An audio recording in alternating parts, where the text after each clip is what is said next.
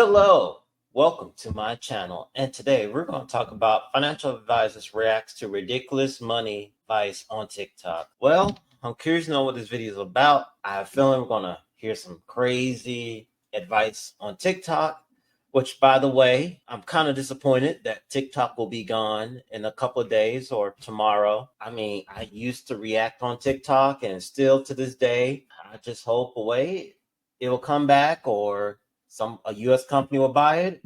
If not, then there'll be no more TikTok. So let's enjoy this while it lasts, while I'm making these reaction TikToks about financial advice. Let's get to the video. The easy way to make $1 million is buy something that's $10 million, buy it for 8, and you sell it to somebody else for 10. There you go. You made 2. You don't have to do anything. You just buy something that's worth a lot and sell it to something for a little bit more. How do you think guys make $1 billion? They buy something that's $10 billion, they sell it for 11, they made $1 billion. That's how that kind of money is made. They're not making it. They're arbitraging value. First of all, he's a great salesman. I'll admit that. He's a great salesman. The way he said it, the way he said it with convention, like, yeah, it's simple as this. You do that, but that works in theory, but not reality. I think that's where they're about to get to, about the money guys. I love watching these guys. I listen to their advice, and I'm reacting to their content. I reacted to the content before. I know you guys liked it, even though you accused me of, why are you reacting to someone's doing a reaction to another video? Because you like it. That's why. And if you like this, please hit the like button and subscribe. Arbitraging value. I'm like, that's is that a brother from another mother for you? He was rocking the biceps. He has some biceps. This reminds me of, we've reacted videos where somebody said, just buy low, sell high, to be rich. And it's almost, if we could walk around and when you walk by a building that's for sale, if it had the intrinsic value and then where the sucker is, it's going to pay you. That's just madness. That's not the way wealth creation actually occurs. How wealth works. That's not where wealth comes from. The reality, look, he is right in the fact that you make money from assets appreciating, but somebody has to willingly sell you that asset. And it's just like some of the commercial real estate. We bought in a pandemic when everybody thought the sky was falling. Fast forward, pandemic is subsiding. Now everybody wants that building. There's usually a lot more going on than you just making $1 billion, $1 million by just buying stuff and then finding a sucker to pay more. There's a lot more to it. And he pretty much explained that very well, because at the end of the day, you don't see people say, oh, we're going to sell this price low, then we'll give it to you and it'll appreciate. No, there's always an agenda behind it. You may never know. They could sell it to you high, then it goes low, low, low, low, low, low. But then again, the seller wins. But if it keeps going higher, the person that sells you the item will lose. So it works out both ways. And at the end of the day, this is why we need to be careful to advice we listen to. When you get to 10 million, you buy something worth 8 million. It's really hard to start out at it. You have to save your first $100. And same thing with 10,000, 100,000, million, and so on. You want $100,000 coming into your bank account every single month. This is what you're going to do. Real estate, you can make money out of thin air. It's legit. You can actually make money out of thin air. All you need to do is be able to save up enough money to buy a real estate property. Okay. Now, inflation is going to come in. The property is going to appreciate in value. Now, all you have to do is pull money out of that equity or real estate property value that you just made off of thin air. You're going to pull that out and go buy another one, do the exact same thing. And you're going to keep doing that. Every single one starts cash flowing $3,000 to $5,000 a month. Guaranteed. You got 100,000 in your bank account. He said, all you have to do is go buy real estate and then wait for it to go up in value. And take inflation. Some of they skip. Yeah, they skip a lot of parts. All you have to do is go buy a house, and then it goes up. There's a lot of stuff we missed. And, I guess that's the part where, you probably have to buy a course to do that. But hey, what do I? I'm just a guy on YouTube. So many steps. Being somebody who we've actually done real estate, done residential, done commercial, banks don't like to give you money. No, I'm just going to go ahead and tell you, they do not want to give you money unless you can show or at least look like you don't need the money. So the fact that he can say, oh, getting into real estate's so easy, just keep buying it. No, there's a lot of steps they're skipping. And he said that it's very easy. Okay, well, it just goes up in value and someone else is paying you $3,000 to $5,000 a month. That piece of real estate will generate positive cash flow for you, because if you're borrowing money and then you're pulling equity out, you have to service the debt. Then you have to make sure you have tenants, and you have to make sure you take care of maintenance and caring for the property. It is not nearly as easy as what he just said. It certainly does not show up out of thin air. So are these videos popular? Because we've seen now. Oh yeah. I mean, if you're making 1,800,000, I would say they're popular.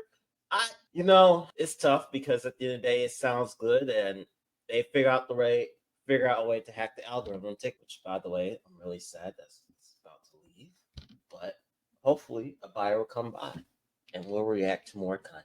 2 videos where people basically say, hey, to make money, all you gotta do is do this. Is that easy? Is that easy? And I'm like, there's no way this stuff, surely you guys aren't listening to this and thinking Well, that's good. let's see if there's any more. Summer side hustles for teens part 12. Step 1, have fun. Next, go to Facebook Marketplace, set the prices to 0, and type in furniture. This shows you a list of people who need to get rid of things but don't want to pay movers to take it away. Then you just pick it up, clean it up a bit, and resell them elsewhere. That's about $200 per couch or $1,400 per week. Now, this is legit, not illegitimate. This is not a fallacy, but I don't know that this might be a way to generate income because there is an arbitrage. Some people don't want to get rid of their stuff, so you can go take the stuff they want to get rid of for free. It's the same thing, really. You buy something at Goodwill or the thrift store, you look at the value of it, where they're selling it, you clean it up, and you sell that value. You buy it. No, not you buy it, but the people buy it from you off a line, and then, hey, you made that much money. Or you pay it lower at the thrift store. I mean, has always been a thing since ever, honestly. So I don't think there's no harm and no foul. I think they're just using it as a Facebook marketplace. Will you guarantee the money? It just depends, in my opinion. And you can clean it up and sell it. That's viable. But this is not quick, and this is not super, super easy. This actually takes a little bit of work. Well, work, plus you got to convince somebody's parents or you have to have a big enough garage that they don't want to park their car in, and their spouse doesn't want to park their car in there. They're going to let you do your couch operation where you're going to be in there. This reminds me, when I was a kid, one of my dad's parents, a very successful gentleman, said, boys, y'all need to quit doing what you're doing. You need to go buy beat up John boats, restore them, and then resell them. And I remember thinking, well, we can only do that once or twice. It's not like there's John boats laying around. It's kind of the same. Now, look, I think there is a lot of furniture, but the problem is, how much money are you going to be able to sell? Because I got to tell you, most couches, they're kind of gross. Yeah, if somebody's willing to give you something, mattresses, couches, or other things that they're talking about selling, there's a reason they're getting free. It's because there's an ick factor that I don't know that I might be the one giving you the free stuff, but I don't know that I'm the buyer of the free stuff. There's a lot of work in that to turn that into true wealth and income. Here's what you're going to do if you want to be rich and you're starting from square one, courtesy of your favorite Wall Street hot girl. You're going to stress. Ooh. Savings, 3 to 6 months of living expenses. Set this aside in an FDIC insured high yield savings account. This is the one I use. No pressure to use that one. Love it. T, total debt. Rank it from highest to lowest interest rate and pay off any debt with a 7% interest rate or higher. This moving on to the acronym's other throwing me senses. way off. Retirement. Make sure you're taking advantage of tax-efficient accounts like an IRA or a Roth IRA. Set up these accounts and try to max out your contributions, and then you can invest in things like index funds or target date retirement funds. And if you really don't know what you're doing, you can just have a robo-advisor do it for you. I invest in the traditional sense of stocks and bonds, but also in your career and in a side hustle. How can you maximize your cash flow? Maybe real estate? And P, plan for the future. What are your 5 and 10 year goals? I found that it's really helpful to put pen to paper so I can try and manifest these. Okay.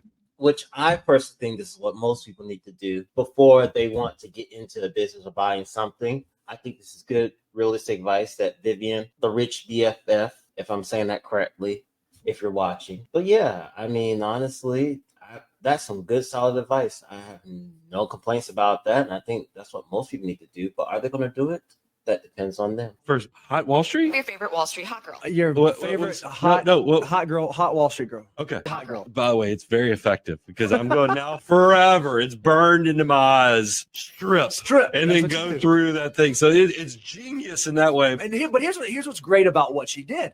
It was memorable, but it was actually pretty accurate. She kind of walked through what are the things you need to do. I love the first two she started with, the S and the T, was save into an emergency fund so you can make sure that you keep yourself protected, you keep yourself out of the ditch. And then T, make sure you're knocking out any sort of debt. We have a similar system, the financial order of operations. We call it the FOO.